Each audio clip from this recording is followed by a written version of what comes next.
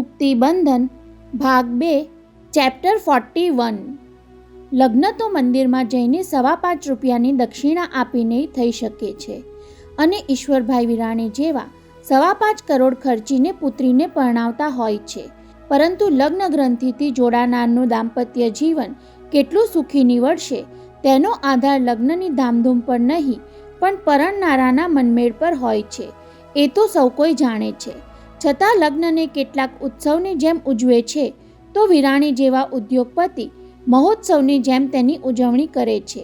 માત્ર અઢળક પૈસા ખર્ચી નાખવાથી લગ્ન યાદગાર પ્રસંગ બની જતો નથી. એ માટે ભરપૂર હોશ પણ હોવી જોઈએ. એકની એક પુત્રીને પરણાવવામાં ઈશ્વરભાઈના મનમાં આવી હોશ ઉપરાંત વટ પાડવાની ચેષ્ટા પણ હતી. પરંતુ પ્રસંગ જેટલો ભવ્ય એટલું જ તેને નિર્વિઘ્ન પાર પાડવાનું જોખમ વધારે એ વાત ઘણા લોકો ભૂલી જતા હોય છે. બીજી એક વાત લગભગ સૌ કોઈ વિસરી જાય છે કે પ્રસંગ સુખરૂપ પાર પડે તેમાં ઈશ્વરની અપાર કૃપા અને વડીલોના પુણ્ય પ્રતાપનો ફાળો સૌથી વિશેષ હોય છે. 6ઠી જાન્યુઆરીએ નિરાલીની લગ્નવિધિ સુખરૂપ પાર પડ્યા પછી 7મીની સાંજે યોજાયેલા સત્કાર સમારંભમાં ઈશ્વરભાઈ વિરાણી ઉપરવાળા ઈશ્વર કે થોડે દૂર ઊભેલા વડીલને બદલે દિલ્હીવાળા વડાપ્રધાનનું સતત રટણ કરતા સ્ટેજ પર ઊભા હતા. આગલા દિવસની લગ્નવિધિના ફોટોગ્રાફ લગભગ દરેક અખબારના પહેલા પાને છપાયા હતા, જેમાં આજનો સત્કાર સમારંભ તો લગ્ન કરતાં પણ સવાયો ભપકાદાર હશે એવી નોંધ સાથે ટાંક પણ મારવામાં આવી હતી કે વડાપ્રધાન બન્યા પછી પ્રથમવાર મુંબઈ પધારતા રામેશ્વરી દેવીની ઉપસ્થિતિ આ સત્કાર સમારંભનું ગૌરવ વધારી દેશે. બસ ઈશ્વરભાઈ એ જ ઘડીની રાહ જોતા હતા અને વડાપ્રધાનની પધરામણી હજુ હજારો ઘડીઓ દૂર હતી છતાં વારે વારે દરવાજા તરફ જોઈ લેતા હતા. ત્યાં અચાનક તેમની નજર મહેમાનોના સ્વાગત માટે ઊભેલા માતા પિતા પર પડી. ભવાનજી શેઠિયા અને તેમની દોહિત્રી દેવકીને આવો પધારો કહીને આવકારતા માતા પિતા સામે ઊભેલો દલીચંદ દેખાયો ત્યારે આંખમાં જાણે કણું પડ્યું હોય તેમ 2-4 વાર પાપણો પટપટાવી લેવી પડી. આ દલિયો દારૂડિયો ક્યાંથી આવી ચડ્યો? મારો બેટો પાછો સૂટ બૂટમાં સજ્જ થઈને આવ્યો છે. એટલું ઓછું હોય તેમ એ તડીપાર અનાડી સૌમ્ય ભાવે 2 હાથ જોડીને માતા પિતા સમક્ષ માથું ઝુકાવીને વંદન પણ કરે છે. એ જ વખતે અમેરિકન કોન્સલ સજોડે સ્ટેજ પર આવતા દેખાયા એટલે ઈશ્વરભાઈએ આંખોમાંથી દલીચંદ નામનું કણું ખંખેરીને આવકાર આપવામાં ધ્યાન પરોવવું પડ્યું. સારું થયું તમે આવ્યા દલીચંદભાઈ. રતનબાએ ભવાનજીભાના જમાઈને ખભે હાથ મૂકી ઉમળકાના રણકાથી કહ્યું. ત્યારે દલીચંદ જવાબ વાળવા જતો હતો કે સસુરજીને હું સાથે લઈ જવા લાયક લાગ્યો એટલે આવ્યો છું.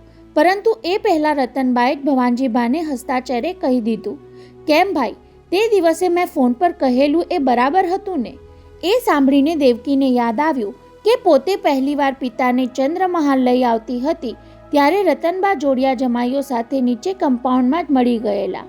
તેની સાથે દલીચંદને જોઈ ઘડીભર હેપતાઈ ગયા હતા, પણ પળવારમાં બધું પામી ગયા હોય તેમ દેવકીને એક બાજુ લઈ જઈ તેના એ પગલાંને બિરદાવ્યું હતું. દીકરી, તારી હિંમતને હું દાદ આપું છું. તે દિવસે ફેશન શોની પાર્ટીમાં લથડિયા ખાતા જોયેલા દલીચંદને અત્યારે ગરદન ટટ્ટાર રાખીને ઊભેલા જોઉં છું ત્યારે મારા જીવને ટાઢક વળે છે. દેવકી, 10 દીકરાને બદલે ભગવાન તારા જેવી એકાદ દીકરી તો દરેક ભાગ્યશાળીને આપે. એમ કહેનાર રતનબાએ ઘેર પહોંચીને ચંદ્રમહાલનો ફોન જોડી ભવાનજી શેઠિયાને પણ કહ્યું હતું, ભાઈ, જમાઈને દોહિત્રી પાછા લઈ આવી છે તો એને આવકારજો. દલીચંદ મને તો સાવ બદલાઈ ગયેલા લાગ્યા, પરંતુ ત્યાર પહેલાં તો ભવાનજીભાઈએ જમાઈને ઉંમરેથી પાછો વાળી દીધો હતો. એ યાદ કરીને ભા અત્યારે કહેવા જતા હતા કે બહેન, તમે એક જ નજરમાં જે પારખી લીધું તેને પારખતા મને 1 અઠવાડિયું લાગ્યું, પરંતુ એ કહેવાની તક ન મળી. મોતીલાલ માસ્તર અને રતનબા બીજા મહેમાનોના સ્વાગતમાં પડી ગયા એટલે 3 જણાએ આગળ વધી જવું પડ્યું. વાહ, વિરાણી શેઠે તો બહુ ભપકો કર્યો છે ને? ચોતરફ નજર ફેરવતા દલીચંદ શાહથી બોલ્યા વગર રહેવાયું નહીં. જાણે માયાવી નગરીમાં આવી ચડ્યા હોઈએ એવું લાગે છે. પિતાના ઉદ્ગાર સાંભળીને દેવકીએ તેની સામે જોયું. એ વ્યંગમાં તો નથી બોલી રહ્યા ને? એની ખાતરી લઈને પોતે કહ્યું, માયાવી નગરી નહીં, અહીં તો મુંબઈ નગરી ખડી કરી દીધી છે પપ્પા. આ તરફ ગેટવે ઓફ ઇન્ડિયા, સામે રાજાબાઈ ટાવર, જમણી બાજુ બાબુલનાથનું મંદિર અને દક્ષિણમાં દરિયા કિનારે લંગારેલી સ્ટીમર. દેવકીનું નિરીક્ષણ 100 ટચનું હતું. વરવધુના સ્ટેજની પછવાડે ગેટવે ઓફ ઇન્ડિયાની પ્રતિકૃતિ એવી આબેહૂબ ઊભી કરી હતી કે ઘડીભર લાગે. નિરાલી અને ચંદ્રકુમાર જાણે ગેટવેની ઊંચી ઇમારત હેઠળ બે મોટા સ્તંભની વચ્ચે ઊભા હોય. બંગાળના લાઇટિંગ એક્સપર્ટ તપન સેને કરામત પણ કમાલની કરી હતી. પાછળ પાણીના મોજા ઉછળતા હોય અને તેમાં સંધ્યાના રંગો લહેરાતા હોય તેવી ઇફેક્ટ આપી હતી. સાથોસાથ દરિયો ધીમું ગુંજન કરતો હોય એવી સાઉન્ડ ઇફેક્ટ પણ ખરી.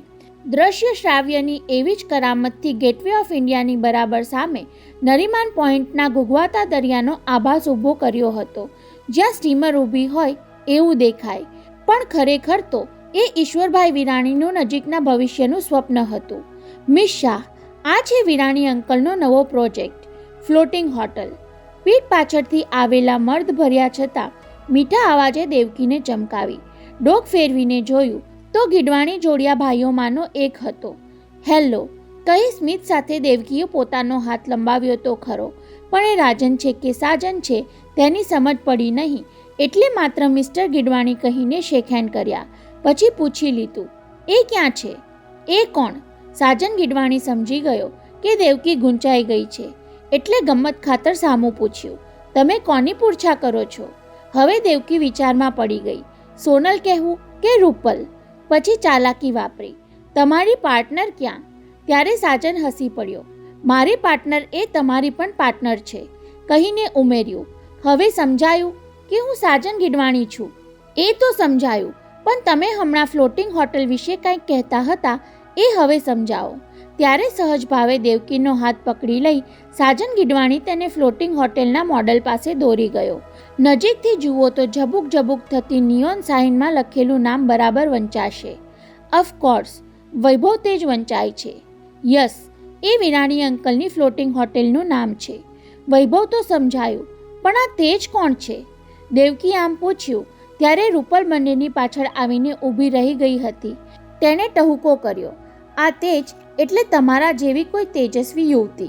બંનેની વચ્ચે ગોઠવાઈ જતી રૂપલે મજાક છેડી, જે કોઈને વૈભવ પસંદ કરશે તેનું નામ બદલીને તેજસ્વી રાખવાનું હશે, એટલે ફ્લોટિંગ હોટેલને વૈભવ તેજ નામ આપ્યું લાગે છે. ત્યારે દેવકીએ મીઠો છણકો કર્યો, રૂપલ, અમારી બેની વચ્ચે ટપકી પડીને દોડદા પણ કરવાનું તને કોણે કહ્યું? શું કરું? રૂપલે પણ એવા જ લહેકાતી જવાબ આપ્યો. તમને બંનેને આમ હાથમાં હાથ પકડીને ઊભેલા જોઈને લોકો અંદર અંદર ગુસગુસ કરવા લાગ્યા કે મનોહરલાલના આ જમાઈરાતને હજુ પરણ્યાને પૂરા 8 દિવસ થયા નથી, ત્યાં બીજી કોઈનો હાથ પકડીને કેમ ઊભો છે? કહેતા એણે દેવકીના ગોરા ગાલ પર ટાપલી મારી દીધી. મને થયું કે બહુ મોડું થાય એ પહેલાં ટપકી પડું તો ગેરસમજ ફેલાતી અટકી જાય. એ જ સમયે બીજી પણ એક ગેરસમજ ફેલાય એવું કંઈક બન્યું. હજારેક માણસોની મેદનીને જોતા એકલા ઊભેલા દલીચંદની પીઠ પર કોઈએ હળવો ધબ્બો માર્યો. કેમ છો રાજા? દલીચંદે ચમકીને જોયું તો ચીનુ ચોકસી. તેને જોતાં જ ફેશન શોની પાર્ટીમાં પોતાનો બેહુદો ઉપયોગ કરનારની ટાઈ પકડી લેવાનું ખુન્નસ ચડી આવ્યું, પણ દલીચંદે સત્વર ઠાવકાઈ ધારણ કરી લીધી. ક્યારનો તમને દૂરથી જોયા કરતો હતો, પણ માન્યામાં આવતું ન હતું કહીને એ અટક્યો. છતાં દલીચંદે પૂછ્યું નહીં કે શું માન્યમાં આવતું ન હતું, એટલે પેલાએ આપમેળે કહેવું પડ્યું, તમે તો બહુ બદલાઈ ગયા લાગો છો દલીચંદ શાહ. તેને પગથી માથા સુધી નિરખી લેતા ચીનુ ચોકસીએ કહ્યું, રાજા આવ્યા છો તો હવે રોકાજો. પીએમ આવીને ચાલ્યા જાય પછી સામે ડ્રિંક સર્વ કરવાના છીએ કહી તેણે સ્ટેજ નજીકના એક શામિયાણા તરફ ઇશારો કર્યો.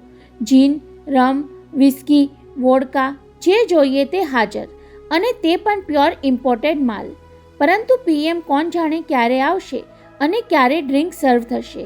જાણે પીવાની તલપ લાગી હોય એવા ભાવથી દલીચંદ બોલી ગયો, એટલે ચીનુએ આંખ મિચકારીને તેનો ખભો દાબ્યો. રાજા, મેં તો 6 વાગ્યાથી ચાલુ કરી દીધું છે કહી કિચન તરફ આંગળી ચીંધી. રસોડાની તૈયારી પર નજર રાખવાને બહાને બ્લેક લેબલની એક એક ચુસ્કી મારતો આવું છું. પછી કાનમાં કહેતો હોય એમ બોલી ગયો, બોલો, ઈચ્છા છે તો ચાલો. ત્યારે દલીચંદના જડબા ભીસાયા. તેને એક તમાચો મારી દેવાની ઈચ્છા થઈ આવી, પણ એ પહેલાં જાણે ચીનુની સંગતમાંથી જમાઈને છોડાવવા માંગતા હોય તેમ ભવાનજી શેઠિયા આવી પહોંચ્યા. ચાલો દલીચંદ, સ્ટેજ પર જનારાઓની ક્યુ લાંબી થતી જાય છે, આપણે ત્યાં ગોઠવાઈ જઈએ, નહીતર પ્રાઇમ મિનિસ્ટર આવ્યા પછી તો 1 કલાકે પણ આપણો વારો નહીં આવે. ભવાનજી શેઠિયાને આવતા જોઈ પીઠ ફેરવી ગયેલો ચીનુ ત્રાસી આંખે દલીચંદને જોતો ઊભો હતો. ચાલો કહી શ્વસુર સાથે પગ ઉપાડતા પહેલાં દલીચંદે તેને ઈશારો કર્યો, જેનો અર્થ પેલાએ એવો કર્યો કે આ સસરો રવાના થાય પછી તારી સાથે જોડાઈ જાઉં છું. એ શું ગુપસુપ કરી ગયો પપ્પા? તેના પિતાને ચીનુ સાથે વાત કરતા જોઈને દેવકી પણ આવી પહોંચી હતી. તમને પીવડાવવા માંગતો હતો? હા દેવકી, દલીચંદે કોઈ જાતના ક્ષોભ વિના કહ્યું. એને ક્યાંથી ખબર હોય કે હવે હું લોકોને દારૂના વ્યસનમાંથી છોડાવવાનું કામ કરું છું? એને ફેશન શોની જેમ અહીંયાય મારો તમાશો કરવો હશે.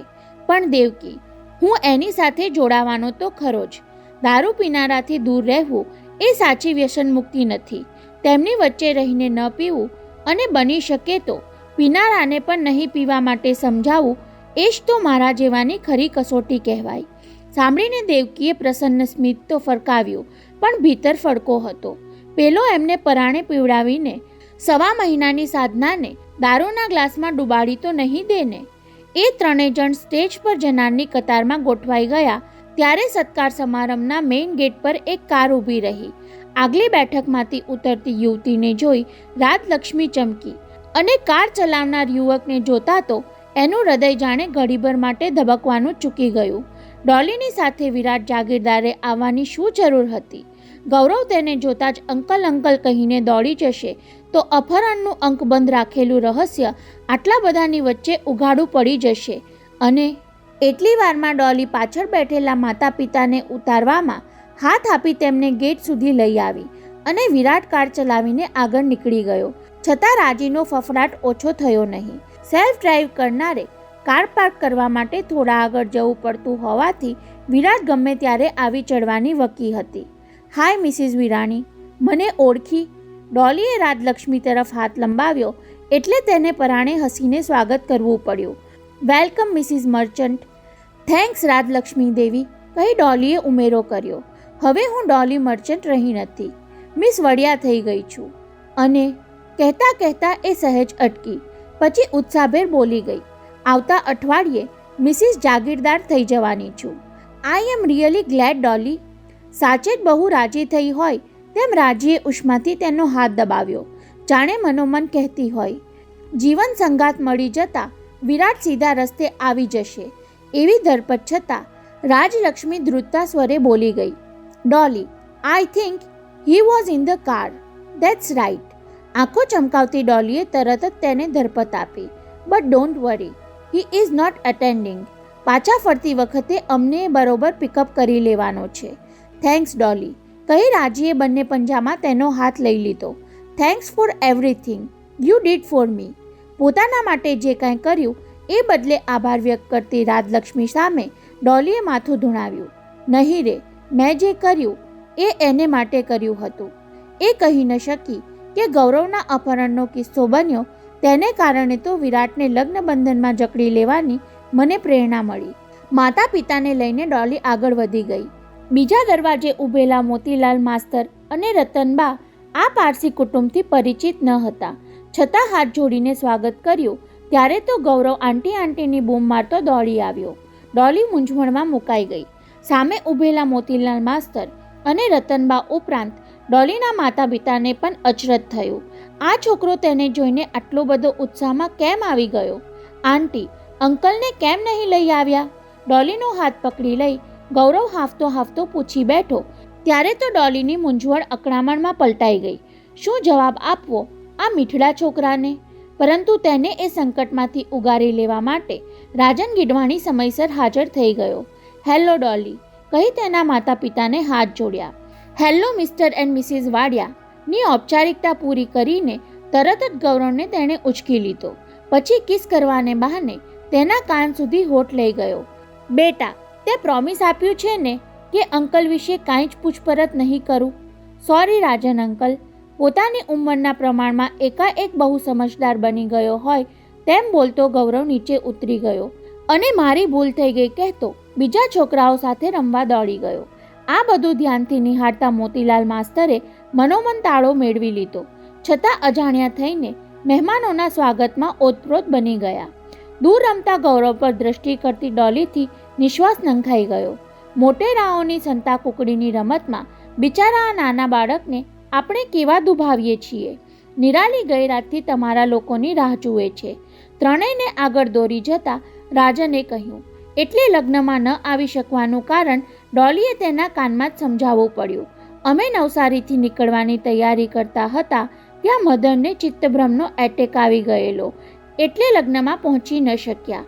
એનીવે ચાલો હું તમને ક્યુ સુધી મૂકી જાઉં, કહેતો રાજન સ્ટેજ પર જવા માટેની લાંબી કતાર તરફ લઈ જતો હતો. ત્યાં ડોલી પર નિરાલીની નજર પડતા જ તેણે નીચે ઊભેલા ઓફિસ સ્ટાફના સિનિયર માણસને કહ્યું, પ્લીઝ તમે એ ત્રણેયને વીઆઈપી ક્યુમાં ઉપર લઈ આવો. એ સાંભળીને બાજુમાં ઊભેલા ઈશ્વરભાઈ વિરાણી પુત્રી સામે કતરાયા. નિરાલી ઓર્ડિનરી ગેસ્ટ માટે એ ક્યુ નથી. હું જાણું છું ડેડી, નિરાલીએ દ્રઢ અવાજે સંભળાવ્યું. For me they are not ordinary guest. જીમીના માતા પિતા અને બહેન મારા માટે વીઆઈપી જ રહેવાના ડેડી. ત્યારે નિરાલીના એ શબ્દો પિતાએ કડવા ઘૂંટની જેમ ગળે ઉતારી લેવા પડ્યા. મેડમ આવી ગયા પહેલાં આવા ફૂટકડિયા મહેમાનો રવાના થઈ જાય તો સારું, એવું મનોમન બબડ્યા પણ ખરા. જોકે ડોલીને પોતાને જ વીઆઈપી ક્યુમાં ઊભા રહેવાનું અજુગતું લાગ્યું. બાજુની લાંબી કતારમાં ઊભેલા સ્ત્રી પુરુષો પોતાના કરતાં વધુ પ્રતિભાશાળી દેખાતા હતા. કેટલીક મહિલાઓએ તો મોંઘા શણગાર સજ્યા હતા અને મૂલ્યવાન અલંકાર પહેર્યા હતા. પોતે જે કતારમાં હતી ત્યાં પણ આગળ ચાલી રહેલા મહાનુભાવોમાં કેટલાક સ્ટેટના મિનિસ્ટર્સ હતા તો કોઈ કોન્સલ જનરલ જેવા રૂઆબદાર દેખાતા હતા. ઘડીભર ડોલીને થયું કે આ ક્યુમાંથી નીકળી જઈ બીજી કતારમાં જોડાઈ જવું, પણ સતત તેના પર નજર રાખીને વરરાજાની બાજુમાં ઊભેલી નિરાલી તેને મળવા માટે આતુર હોય તેમ સ્મિત રેલાવતી હતી. એટલે ડોલીએ ક્યુ બદલવાનો વિચાર પડતો મૂકી દેવો પડ્યો. સ્ટેજ પર પહોંચતા સુધી ડોલી પણ નિરાલીના સાત શણગાર જોઈને મનોમન હરકાતી હતી. વરવધુ બંને આધુનિક પોશાકમાં હતા, છતાં હીરાના ઝવેરાતથી આકાશના તારલાની જેમ ઝગમગતા હતા. માતા પિતાને લઈ જેવી ડોલી વરવધુ પાસે પહોંચી કે તરત જ નિરાલીએ પોતાના પ્રથમ પ્રેમી જીમી જોકીના પેરેન્ટ્સને નીચે ઝૂકી ભારપૂર્વક પ્રણામ કર્યા. ત્યારે પેલા વૃદ્ધ પારસી દંપતી તો ગદગદ બની ગયા. આ જીમીના મધર ફાધર છે. નિરાલીએ ચંદ્રકુમારને પરિચય કરાવ્યો ત્યારે એણે પણ વંદન કર્યા. એ જોઈને ઈશ્વરભાઈએ ગિન્નાઈને ચૂપ જ રહેવું પડ્યું. ગોડ બ્લેસ ધ કપલ, કહી નસરવાનજી વાડિયાએ નિરાલીને કહ્યું, દીકરી અમે તારા માટે દહાણુથી ગુલાબના ફૂલ મંગાવ્યા હતા, પણ સિક્યુરિટીવાળાએ લઈ લીધા, એટલે માત્ર આશીર્વાદ જ આપીએ છીએ. વડીલ, મારે મનથી તો તમારા આશીર્વાદ જ જગતના તમામ બગીચાના ફૂલો કરતાં પણ સુવાસિત છે. એ સાંભળી ચારુબહેન પુત્રીની ગરવાઈ પર પોરસાયા. ફોર્ચ્યુનેટલી આ નાનકડી પ્રેઝન્ટ સિક્યુરિટીવાળાએ પસાર થવા દીધી, નહીતર સાવ ખાલી હાથે ઉપર આવવું પડત, કહી ચાંદીની ફોલ્ડિંગ ફોટો ફ્રેમનું પેકેટ તેના હાથમાં પકડાવી દીધું. હું આ પ્રેમથી રાખી લઉં છું ડોલી બહેન, કહી નિરાલીએ ડ્રેસના સાઈડ પોકેટમાંથી એક પરબીડિયું કાઢીને તેની સામે ધર્યું. તમે આ સાચવીને ઘેર લઈ જજો. શું છે એમાં? પરબીડિયું હાથમાં લઈ તેના પર કાંઈક લખ્યું હોય તો વાંચવા માટે ડોલીએ બંને બાજુ જોઈ લીધું, પણ એ કોરું જ હતું. એટલે ફરી પૂછ્યું, કોના માટે છે આ? જીમી માટે. કોઈ જાતના સંકોચ વિના નિરાલી બોલી ગઈ. ઘેર ગયા પહેલાં ખોલો તો મારા સમ છે તમને, એમ કહ્યું ત્યારે ડોલીએ પર્સમાં પરબીડિયું સરકાવી દેવું પડ્યું. પણ ઈશ્વરભાઈ તો બરાબર જાણતા હતા કે એ કવરમાં પોતાની સહીવાળો 25 લાખનો ચેક છે, જે ઘોડા પરથી પડી જવાને કારણે નિપજેલા જોકે જીમીના આકસ્મિક મૃત્યુના દંડ રૂપે નિરાલીએ પોતાની પાસે લખાવી લીધો હતો. લગ્ન પછી કોણ જાણે તમારું મન બદલાઈ જાય તો, એવું પણ દીકરીએ બાપને સંભળાવી દીધું હતું. એટલું જ નહીં, ચેક સાથે જોડેલી ચિઠ્ઠી પણ નિરાલીએ તેમને વંચાવી હતી, જેમાં લખ્યું હતું, ડોલી બહેન, તમે સમાજ સેવાની જે સંસ્થા ચલાવો છો તેનું નામ ચેકમાં ભરીને બેંકમાં જમા કરાવી દેશો. પ્લીઝ ચેક પર સહી કરનાર સામે નહીં જોતા, પણ તેમાં રહેલી મારી લાગણીઓનો વિચાર કરજો. ડોલી વિરાણી બોસને નમસ્તે કરવા જતી હતી પણ ત્યાં ચીનુ ચોકસી પાછળથી અચાનક આવી ચડીને તેમના કાનમાં કંઈક કહેવા લાગ્યો. એટલે પેલા ત્રણેય જણા નીચે ઉતરી ગયા. શેઠજી, ગવર્નર હાઉસથી વૈભવનો ફોન હતો. કહે છે કે પીએમને ત્યાંથી નીકળતા 1-8 કલાક થઈ જશે. સાંભળીને ઈશ્વરભાઈએ ઘડિયાળમાં જોયું. 8 વાગી ચૂક્યા હતા. શેઠજી, વૈભવ પોતે તો પીએમના ડોટરને લઈને હમણાં જ અહીં આવવા નીકળે છે. Very good. ઈશ્વરભાઈ માટે એ માહિતી ઉત્સાહવર્ધક બની ગઈ. મૃગનયની અને વૈભવ પરસ્પરની સાથે વધુ વખત રહે તો કદાચ કામ થઈ જાય. આજકાલના છોકરાઓ જરા સરખા સહવાસમાં પ્રેમમાં પડી જતા હોય છે. શેઠજી, ડ્રિંક્સ અને ડિનરનું મોડું કરીશું તો મહેમાનો ખાધા પીધા વિના નીકળી જશે. ત્યારે ઈશ્વરભાઈ થોડા વિમાસણમાં પડી ગયા. ઇન્વિટેશન કાર્ડમાં કોકટેલ અને ડિનર લખ્યું હતું, પણ પ્રાઇમ મિનિસ્ટર આવી જાય પછી ડ્રિંક સર્વ કરવાનું નક્કી કરેલું. ત્યાર પહેલાં જેમને ડિનર લેવું હોય તે લઈ શકે એવી પણ જોગવાઈ હતી. પરંતુ હવે કોકટેલનો પ્રોગ્રામ રોકી રાખવાનું અજુગતું લાગ્યું એટલે ચીનુને કહી દીધું, જા બંને ચાલુ કરી દે. પીએમ આવશે ત્યારે સંભાળી લઈશું. અને આનંદમાં આવી જઈ જોમભેર ચીનુ ત્યાંથી ખસી ગયો. જતાં જતાં સ્ટેજ પર પહોંચેલા દલીચંદને કહેવાનું ચૂક્યો નહીં, હું ચાલુ કરાવું છું, તમે આવી પહોંચજો રાજા. જોકે ઈશ્વરભાઈનું ધ્યાન તો દેવકીની અને દલીચંદ સાથે આવી રહેલા ભવાનજી શેઠિયા પર હતું. થોડા ટટ્ટાર થઈને સૂટના ખિસ્સામાંથી જમણો હાથ બહાર કાઢતા એ ભવાનજી ભાની સામે એવી રીતે જોઈ રહ્યા હતા જાણે કહેતા હોય, જુઓ ભા, કેવી ધામધૂમથી દીકરીને પરણાવી. મેં તમારી ચંદ્રપ્રભાનો હાથ પકડ્યો ત્યારે તમાચો ન માર્યો હોત તો નિરાલીની જગ્યાએ દેવકી ઊભી હોત અને મારી બાજુમાં ચારુની જગ્યાએ ચંદ્રપ્રભા. તમાચો મારનારને પસ્તાવો થતો હોય ત્યારે તમાચો ખાનાર તેને વારંવાર યાદ કરીને મનમાં વેરભાવ ઘૂંટ્યા કરે તો જેટલી વાર યાદ કરે એટલી વાર તેના અહમ પર તમાચો પડતો જ રહે છે. એ ઈશ્વરલાલ વિરાણીને કોણ સમજાવે? આવ દેવકી આવ, કહેતા ચારુબહેન તેના તરફ હાથ લંબાવી હોશભેર 2 ડગલા આગળ વધ્યા ત્યારે દેવકી તો હાથ પકડી લેવાને બદલે તેમને બાજી પડી. ચંદ્રપ્રભાએ લખેલી જીવનકથની આપી ગયા પછી બંને પહેલીવાર મળતા હોવાથી દેવકીનું મન ઝાલ્યું રહ્યું નહીં. માસીબા, તે દિવસે તમે મને માત્ર મારી માતા જ નહીં મારા પિતા પણ પાછા અપાવી દીધા. ગદગદ અવાજે કાનમાં કહેતી એ લગભગ રડી પડી. પછી બીજા બધાની હાજરીનો ખ્યાલ આવતા છૂટી પડી ગઈ. એટલી વારમાં ઈશ્વરભાઈ પાસે પહોંચી ગયેલા દલીચંદે હાથ લંબાવ્યો. આપને પણ વધાઈ વિરાણી શેઠ. જવાબમાં ઈશ્વરભાઈએ પરાણે હાથ લંબાવવો પડ્યો. 2-2.5 મહિના અગાઉ જેને 1000 રૂપિયા અને દારૂની બાટલીથી ભાડેથી લાવીને ફેશન શોમાં લથડાવ્યો હતો એ માણસ અત્યારે મારી સાથે હાથ મિલાવે છે. તમે કદાચ વિચારતા હશો કે આજે વળી કોના બોલાવે આવ્યો છું. દલીચંદે વગર પૂછીએ ચોખવટ કરી, તમારા માતૃશ્રી મારા સસુરને ઘેર આવીને સહકુટુંબ પધારવાનું નિમંત્રણ આપી ગયા હતા અને હવે હું ભવાનજી શેઠિયાના કુટુંબમાં પાછો આવી ગયો છું એટલે અહીં પધાર્યો. ત્યાં સુધીમાં નવદંપતિ ભવાનજી ભાને પગે લાગ્યા એટલે એમણે જરા જુદી રીતે આશીર્વચન કહ્યા. મોતી બાપા અને રતનબાની પોતરી જ્યાં જાય ત્યાં સુખી થાય અને બીજા બધાને સુખી જ કરે. એવું સાંભળીને ઈશ્વરભાઈને ખોટું લાગ્યું હોય તેમ મોં ફેરવી લીધું, પણ ચારુબહેન વિવેક વિસર્યા નહીં. વડીલ, જમ્યા વગર જવાનું નથી. નહીં બેન, હું સંધ્યાકાળ પહેલાં જમી લઉં છું એટલે ઘેર પતાવીને જ આવ્યો છું, કહેતા તેમણે ઉમેર્યું, હા, દેવકી અને દલીચંદ જમવા માટે જરૂર રોકાશે. ભવાનજીબા સાથે 2 શબ્દ બોલવા માટે ચારુબહેનને આડું જોઈને ઊભેલા પતિને કોણીનો ઠેસો માર્યો, પણ ત્યાર પહેલાં વીઆઈપી ક્યુમાંથી સાજન ગીડવાણી હોંગકોંગવાળા તેજાસિંહ સાથે ઉપર આવી પહોંચ્યા એટલે ભવાનજી શેઠિયા સાથે હાથ નહીં મિલાવવાની ઈશ્વરભાઈની જીદ ટકી ગઈ. પાપે બહોત બહોત મુબારકબાદ, કહી પડછન તેજાસિંગે ईश्वरभाई ने बात में लई लीधा. आपने तो कमाल कर दी. शादी के बहाने अपनी फ्लोटिंग होटल की बढ़िया पब्लिसिटी भी हो गई. પછી નિરાલીને આશીર્વાદને બદલે સરદારજીની રમૂજ શૈલીમાં કહ્યું, बेटी अब तो तुम हांगकांग आएगी. तुमने मर्द तो अच्छा ढूंढा है. फिर भी कोई शिकायत हो तो मुझे बता देना. કહી ચંદ્રકુમાર તરફ જોતા ઉમેર્યું, मैं उसे ठीक कर दूंगा. તેમની એ રમૂજ પર સૌ ખડખડાટ હસી પડ્યા. એટલે નિરાલીના હાથમાં 51,000નું કવર પકડાવી દઈ તેજાસિંગે ઈશ્વરભાઈનો હાથ પકડી લીધો. હવે થોડીવાર નીચે આવો શેઠજી. તમારા પાર્ટનર तरीके બધા સાથે મારી ઓળખાણ તો કરાવો, ये सब तो चलता रहेगा। कहता है ईश्वर भाई ने पराने नीचे खींची गया।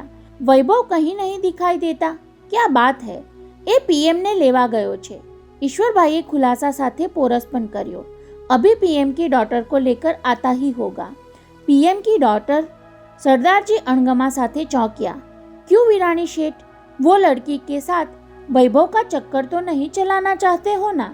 ईश्वरभाई जवाब आपे ते पहला વીઆઈપીના વાહનની આગળ ચાલનારી પાયલટ કારની સાયરન સંભળાઈ એટલે સત્કાર સમારંભમાં આવેલા 2-2.5 માણસોની નજર ગેટ તરફ વળી।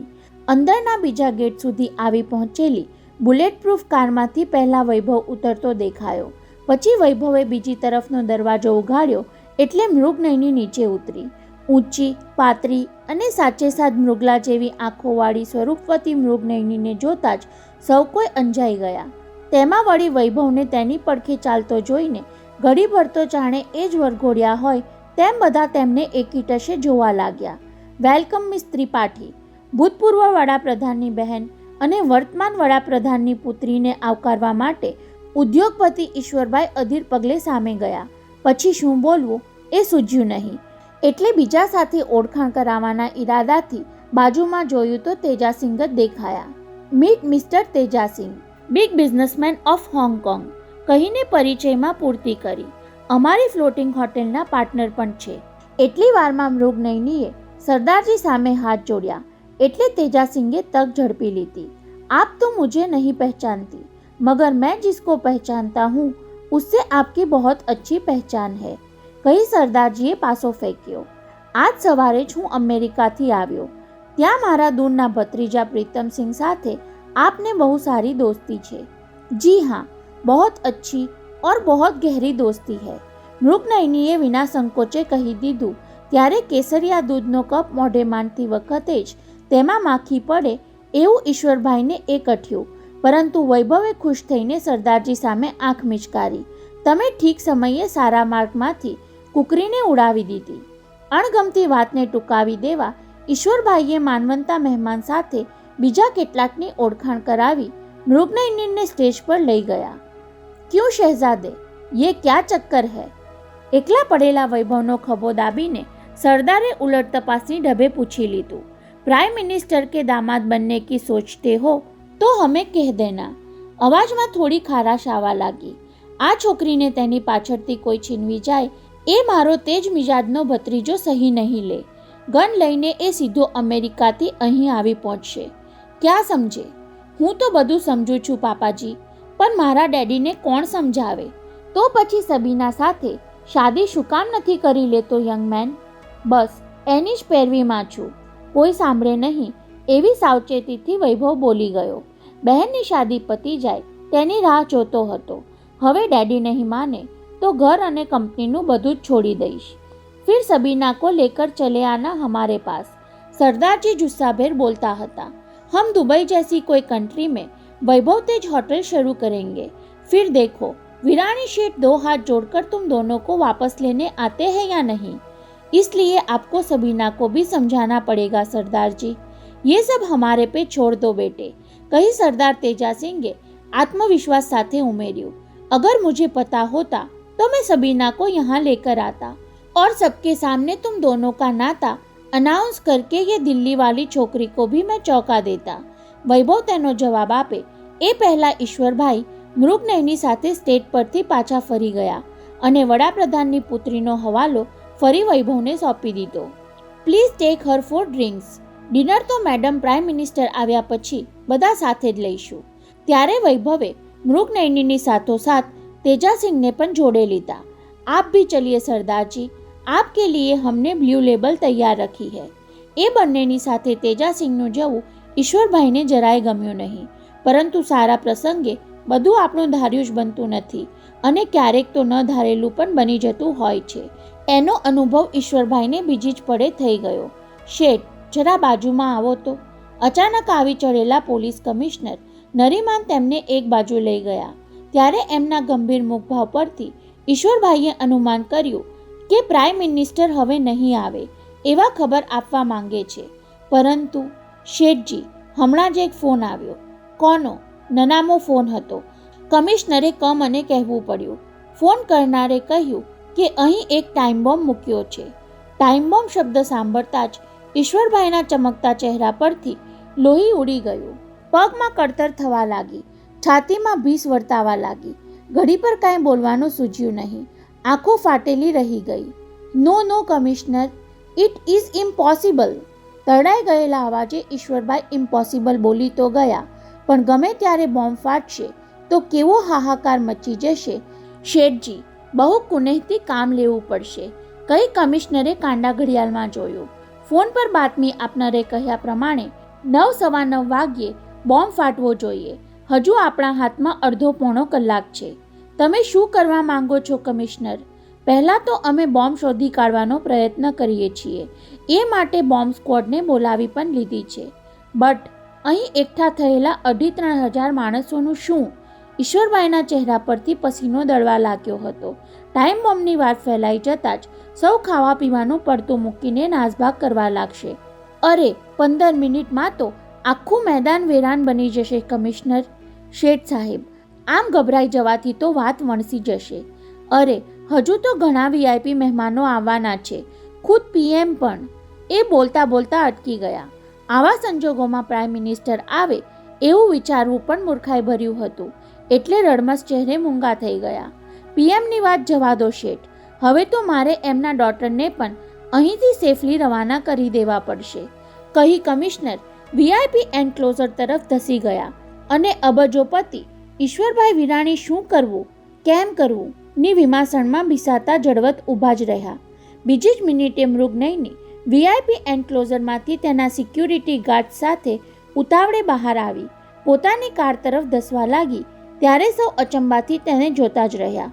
વીજળીની જેમ અચાનક ઝબકી જઈને સૌ કોઈને આંજી દેનાર વડાપ્રધાનની પુત્રીને ઝંઝાવાતની જેમ જતી નિહાળી લોકો વિસ્મયમાં પડી ગયા. વૈભવે ગવર્નર હાઉસ સુધી મૂકવા આવવાનો પ્રસ્તાવ મૂક્યો, તેને પણ નકારી કાઢીને એ જતી રહી. એનો આઘાત ઈશ્વરભાઈને વધુ વસમો લાગ્યો. ડેડી, આમ કેમ બન્યું? પડી ગયેલા ચહેરે ઊભા રહેલા પિતા સામે પહોંચી જઈ વૈભવે પૂછ્યું. પોલીસ કમિશનરે તેના કાનમાં કંઈક ફૂંક મારી. ત્યાં જ એ સોફ્ટ ડ્રિંકનો ગ્લાસ અધૂરો છોડીને ચાલી કેમ ગઈ? વૈભવ, કંઈક એવું બન્યું છે કે માણસ પોતાના સ્વજનને પડતા મૂકીને નાસી જાય. પણ શું બની ગયું એ તો કહો, ભયભીત સ્વરે વૈભવે પૂછ્યું. તેનો જવાબ આપતા પહેલા ઈશ્વરભાઈની નજર નાના ભાઈના એક જમાઈ પર પડી, એટલે લગભગ ચિત્કાર કરવાની રીતે તેને સાથ પાડ્યો. સાજન કુમાર, યસ અંકલ, નજીક આવીને તેણે કહ્યું. ત્યારે ઈશ્વરભાઈએ સુકાઈ ગયેલા હોઠ પર જીભ ફેરવી લઈને કહેવું પડ્યું. સાજન, સમથિંગ સિરિયસ હેડ હેપન્ડ. હું સાજન નહીં અંકલ, રાજન છું. તમે બંને સરખા ભાઈઓ, મારી નજરે પણ સરખા છો રાજન. ભય માણસને કેવો રાંક બનાવી દે છે એ તેમના બોલવા પરથી રાજન કળી ગયો. આપણે સિરિયસ ક્રાઇસિસમાં ફસાયા છીએ. પણ ડેડી, ક્રાઇસિસનું નામ તો પાડો. વૈભવ અકળાઈ ઉઠ્યો. થોડી વાર પહેલાં બહારથી કોઈનો ફોન આવ્યો કે અહીં ટાઈમ બોમ્બ મૂકેલો છે. બોલતા બોલતા પરસેવો લૂછવા રૂમાલ માટે તેમણે ખિસ્સામાં હાથ નાખ્યો. ત્યારે ખિસ્સામાં પણ ટાઈમ બોમ્બ મૂકેલો હોય તેમ તે ધ્રુજતા હતા. બને નહીં, વૈભવ બોલી ઉઠ્યો. બની શકે છે, રાજને કહ્યું. કમિશનરના કહેવા પ્રમાણે આપણી પાસે માત્ર અડધા પોણા કલાકનો જ ટાઈમ છે. ટાઈમ શબ્દ ટટ્ટાર શત્રુ જેવો લાગતો હોય તેમ તેને બે દાંત વચ્ચે કચડીને બોલ્યા. કમિશનરે બોમ્બ સ્ક્વોડ બોલાવી લીધી છે. એ બોમ્બ શોધવાના પ્રયાસ કરશે. પણ આપણે શું કરવું? અંકલ, આપ સ્ટેજ પર જઈને ઊભા રહો. રાજન ગીડવાણીએ ભય ખંખેરવા માટે જરા મક્કમ અવાજે કહેવું પડ્યું. અને વૈભવ, તમે મહેમાનો વચ્ચે જઈને કાંઈ જ બન્યું નથી એ રીતે હળોમળો. હું 15 મિનિટમાં તમને બંનેને રિપોર્ટ આપું છું. ત્રણેય વચ્ચે ચાલતી વાતચીત પીઠ ફેરવીને ઊભેલા દલીચંદ શાહે સાંભળી લીધી હતી. એની ત્રણેયમાંથી કોઈને પણ જાણ થઈ નહીં. ટેન્શનમાં માણસ આજુબાજુનું ભાન ભૂલી જતો હોય છે, તેનો દલીચંદે લાભ ઉઠાવી લીધો અને એ સીધો પહોંચી ગયો કિચનમાં, જ્યાં પોલીસ કમિશનર નરીમાન કોઈને શક ન પડે તેમ ચકોર નજરે નિરીક્ષણ કરી રહ્યા હતા. નરીમાન સાહેબ, મને ઓળખ્યો? પૂછીને સત્વર પોતાની પીછાણ પણ આપી દીધી. ગયા રવિવારે આપ અમારા વૃદ્ધાશ્રમના ફંક્શનમાં ચીફ ગેસ્ટ તરીકે પધાર્યા હતા. ત્યારે મેં સ્વાગત પ્રવચન આપ્યું હતું અને આપે એ ભાષણ બદલ મને બિરદાવ્યો પણ હતો. કહીને ઉમેર્યું, હું દલીચંદ શાહ. હા મિસ્ટર શાહ, પણ અત્યારે આપ એક સિરિયસ ક્રાઇસિસ હેન્ડલ કરી રહ્યા છો એ હું જાણું છું સાહેબ. દૂષણમાંથી મુક્ત થનાર માણસમાં આપોઆપ આત્મવિશ્વાસ પ્રગટે છે એ દલીચંદના બોલવા પરથી પરખાઈ જતું હતું. તમે કઈ ક્રાઇસની વાત કરો છો મિસ્ટર? ટાઈમ બોમ્બની સર. ત્યારે કમિશનર આંખો ફાડીને તેની સામે જોતા રહ્યા. સર, મને આપ એટલું જ કહો કે ફોન કરનારે કયા શબ્દોમાં ધમકી આપી હતી? એ ધમકી નહીં, હકીકત હતી. કમિશનરે કહ્યા વિના ચાલે તેમ ન હતું. બોલનાર માણસ ગભરાટમાં અચકાતો ખચકાતો બોલી રહ્યો હતો, એટલે કે તેની જીભ થોથવાતી હતી. એમ જ ને? હા, એવું જ કાંઈક. તો હવે આપ આપનું કામ કરો, હું મારું કરું છું. કમિશનર તાજુબીના ભાવથી તેને જોતા રહ્યા અને દલીચંદ રાજન ગીડવાણીને શોધી કાઢવા બાવરી નજરે ચારે તરફ જોવા લાગ્યો. આખરે બોમ્બ સ્ક્વોડના માણસો તરફ ધસી રહેલો રાજન નજરે પડ્યો એટલે તેની પાસે દોડી જઈ કાંડું પકડી લીધું. રાજનકુમાર, એ લોકોને એમનું કામ કરવા દો. કાંડા પર આવેલી ભીસ પરથી અનુભવી રાજન ગીડવાણી પામી ગયો કે દલીચંદ અંકલ બહુ સિરિયસ છે. જાણે આજ્ઞા કરતો હોય તેમ દલીચંદે ઉમેર્યું પણ ખરું, તમે ચાલો મારી સાથે. ક્યાં? બોમ્બની બાતમી આપવાનો ફોન કરનાર પાસે. ત્યારે રાજન પહોળી આંખે વિસ્મયથી તેને જોતો જ રહ્યો. આ માણસ આટલા બધા આત્મવિશ્વાસથી આવું શી રીતે કહી રહ્યો છે? વિચાર નહીં કરો, મારું કહ્યું માનો. દલીચંદ રીતસર તેને દરવાજા તરફ ઢસડવા લાગ્યો. સમય ઓછો છે અને આપણે વરલી પહોંચવાનું છે. રાજાને ઘડીભર દ્વિધા અનુભવી. તેની સાથે જવું જરૂરી હતું તેમ અહીં રહીને કટોકટી નિવારવામાં સાથ આપવાનું પણ જરૂરી હતું. ત્યાં જ એલારામની ઘંટડી જેવી તેની છઠ્ઠી ઇન્દ્રિય રણકી ઉઠી. ચાલો અંકલ. સડસડાટ બંને મેઇન ગેટ પર આવ્યા. કોઈકે પૂછ્યું કે ક્યાં જાઓ છો? તેનો જવાબ આપવાની પણ પરવા ન કરી સામે ઊભેલી ઈશ્વરભાઈ વિરાણીની કારમાં ગોઠવાઈ જઈ ભાગેલા ડ્રાઈવરને તાકીદના સ્વરે આજ્ઞા આપી. જલ્દી વરલી લઈ લો જીતુભા. કાર સ્ટાર્ટ થતાં જ દલીચંદની નજર હૂકમાં ભરાવેલા ફોન પર પડી. તેણે રિસીવર ખેંચી લઈને વરલી વૃદ્ધાશ્રમનો ફોન જોડ્યો. સામેથી રિસીવર ઉંચકાયું એટલે અવાજ ઓળખી લઈ સીધું જ પૂછ્યું, વિષ્ણુ, હું દલીચંદ બોલું છું. પેલો બોબડો ત્યાં છે? હા, હમણાં જ મંદિરે દર્શન કરીને આવ્યો. બહુ મૂડમાં દેખાય છે. આવ્યો ત્યારથી બબડ્યા કરે છે. અબ મજા આયેગા. તો એને રોકી રાખજે પ્લીઝ. દલીચંદે ફોન મૂકી દઈ બાજુમાં બેઠેલા રાજનનો ખભો દબાવ્યો. આપણો આરોપી મળી ગયો રાજનકુમાર. તેમના બોલવામાં દાદને બદલે દયા વર્તાતી હતી. એ બિચારો બોબડો માખીને પણ મારી શકવાની શક્તિ ધરાવતો નથી. એક હાથ પગેથી લખવાથી પીડાય છે. વૃદ્ધાશ્રમવાળા સમક્ષ અવારનવાર એ આગાહી કરે છે અને મોટે ભાગે એ સાચી પડતી હોવાનું સૌ માને છે. અગાઉ તેને કહ્યા પ્રમાણે સિંગાપોર જતું એક પ્લેન બોમ્બની ચેતવણીને કારણે 4 કલાક મોડું ઉપડ્યું હતું. પણ વિરાણી અંકલ સાથે એને શું લેવા દેવા? એને કોઈની સાથે કાંઈ જ લેવા દેવા નથી રાજન. સંસારથી દુભાયેલો માણસ આ રીતે સંસાર સામે વેર વાળવાની ચેષ્ટા કરે છે બિચારો, કહીને દલીચંદ જરા અટક્યો. પછી રાજનકુમારને પુરાવો આપતા ઉમેર્યું, આજ સાંજે વિરાણી શેઠના ભવ્ય સત્કાર સમારંભમાં હું જવાનો છું એવું તેણે સાંભળ્યું એટલે એ બોલી ઉઠ્યો હતો કે સત્કાર સમારંભ ચિત્કાર સમારંભમાં પલટાઈ જશે. બસ આ એક જ વાક્યના આધારે હું તમને વરલી લઈ જવા તૈયાર થયો. રાજન ગીડવાણીને દલીચંદની વાત પર વિશ્વાસ તો પડ્યો, છતાં સાચે સાચ ડોનના કોઈ સાગરીતે ટાઈમ બોમ્બ મૂક્યો હોય તો શું થાય? સત્કાર સમારંભના સ્ટેજ પર ઊભેલા ઈશ્વરભાઈ વિરાણીના હૃદય પર પ્રત્યેક પળે ભીસ વધતી જતી હતી. મેઇન ગેટ પર ઊભેલો સિદ્ધાર્થ દોડી આવીને તેમને પૂછી ગયો, ડેડી, પોલીસો વીઆઈપીઓની કારને દરવાજેથી પાછી કેમ વાળી દે છે? જ્યારે વૈભવ રાજનકુમાર ક્યાં ગયા ની પૂછા કરતો રઘવાયાની જેમ ચારે ખૂણે ફરી વળી ડેડીને પૂછી રહ્યો હતો. હવે આપણે શું કરવા માંગીએ છીએ? વરઘોડિયા અને વેવાઈને ઈશ્વરભાઈએ હજુ જાણ થવા દીધી ન હતી, પરંતુ મોતીલાલ માસ્તર તથા રતનબાને કાંઈક અજુગતું બની ગયાની ગંધ આવી હોય તેમ 2 નંબરનો ગેટ છોડી સ્ટેજ પર આવી પહોંચ્યા હતા. ગમે તેવી કટોકટીનો સામનો કરવામાં અડીખમ રહેનાર ઉદ્યોગપતિ પુત્રને ડાબી છાતી પર હાથ દાબીને ઝંખવાઈ ગયેલા ચહેરે અને દહેશતભરી આંખે ઊભેલો જોઈને માતા પિતાના પગ પણ પાણી પાણી થવા લાગ્યા હતા. અને ઈશ્વરભાઈ વિરાણી ટાઈમ બોમ્બ ફાટવાની કલ્પના કરતા ઊભા હતા. ક્યાં ફાટશે બોમ્બ? ક્યારે ફાટશે? કોનો ભોગ લેશે? કેટલાને ઈજા પહોંચાડશે? કેવી નાસભાગ થશે? અને તેનો અહેવાલ કાલના ન્યૂઝપેપરમાં આવશે ત્યારે પોતે કોઈને મોં દેખાડવાને લાયક નહીં રહે. ત્યાં દેવકી હાથમાં કોર્ડલેસ ફોન લઈને સ્ટેજ પર આવતી દેખાઈ. સિદ્ધાર્થની ગેરહાજરીમાં રાજલક્ષ્મીને કંપની આપવા એ મેઇન ગેટ પર ઊભી હતી. ત્યાં જ બાજુમાં પડેલો ફોન રણક્યો અને તેણે ઉપાડી લીધો. અંકલ, આપના માટે અર્જન્ટ મેસેજ છે, કહી દેવકીએ રિસીવર ઈશ્વરભાઈના હાથમાં પકડાવી દીધું. હેલો, ઈશ્વરભાઈ ધ્રુજતા અવાજે માંડ એટલું બોલી શક્યા ત્યાં સામેથી રાજન ગીડવાણીનો અવાજ કાને અફડાયો. Uncle, everything is over. Phone કરનારને અમે શોધી કાઢ્યો છે. એ પરપીડન વૃત્તિથી પીડાતો અપંગ માણસ છે. હવે તમે નિર્ભયપણે સત્કાર સમારંભને આગળ ચલાવો. અને ઈશ્વરભાઈના ચહેરા પર ઉજાસ પથરાતો સૌએ જોયો. થેન્ક્સ રાજનકુમાર, તમે ફરી એકવાર અમને કટોકટીમાંથી ઉગારી લીધા. મેં નહીં અંકલ, આભાર તો તમારે દલીચંદ અંકલનો માનવો પડશે, કહી રાજને ઉમેર્યું. હમણાં જ અમે બંને ત્યાં આવી પહોંચીએ છીએ. ફોન પૂરો થયા પછી મન પર જે કાંઈ વીતી ગયું હતું એ ભૂસી નાખવા માટે ઈશ્વરભાઈ રિસીવર પકડી આંખો મીચીને ઊભા જ રહ્યા. પછી વૈભવને કહ્યું, જા જઈને કમિશનરને કહે ટાઈમ બોમ્બની ચેતવણી બોગસ હતી. Time bomb? નહોતા જાણતા એ સૌના શ્વાસ અદ્ધર થઈ ગયા.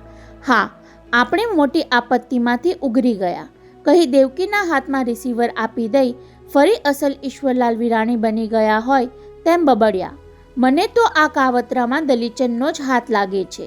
ત્યારે રતનબાએ પતિ સામે જોયું, જાણે કહેતા હોય, તમારા ઈશ્વરને મારા મંદિરના ઈશ્વર પણ સુધારી નહીં શકે માસ્તર.